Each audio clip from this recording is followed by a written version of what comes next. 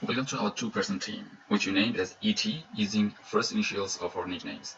Our efforts into deep analysis of open data made us to land on some transport data related to traffic congestion and crowds in urban areas. We picked the latest available one, which is data from 2016. We analyzed both morning and afternoon peak. The visualization is of morning peak traffic in 2016. We visualized it using nation map.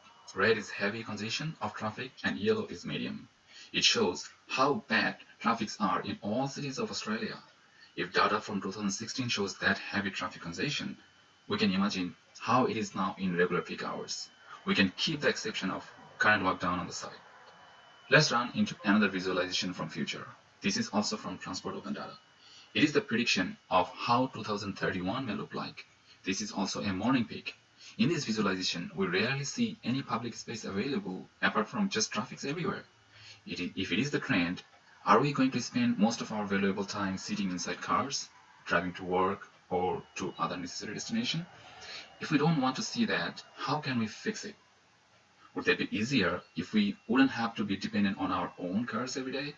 Can't we rely on taxis or Uber or ride sharing in any means? But the question comes, this will become very expensive for everyday use. Does it sound like supply and demand? If we could get a taxi or Uber ride as like a bus fare or equal to petrol and parking cost, we would definitely think of using ride sharing. It would also save us from maintenance cost of our cars and frustration in traffic congestion. Let's see this news report.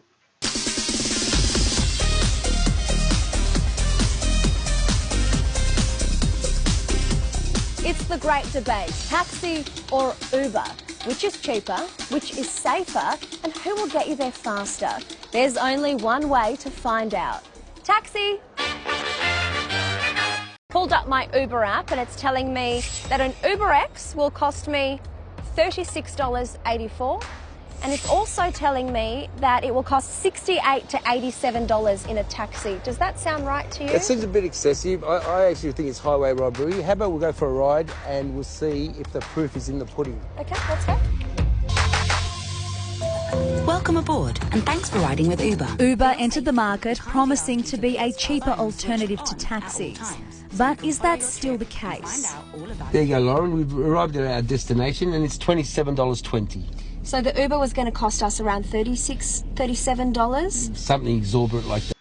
If the fare can be reduced as per market demand and competition by taxis, why not Transport Authority to launch a ride-sharing app where there will be no commission to pay by drivers apart from income taxes? Fares will be cheaper and affordable by all, which ultimately replace the pressure on our roads and parking spaces. Our recommendation of Rydo is for job seekers or drivers to use their cars and passengers to use Rydo without depending on having own cars.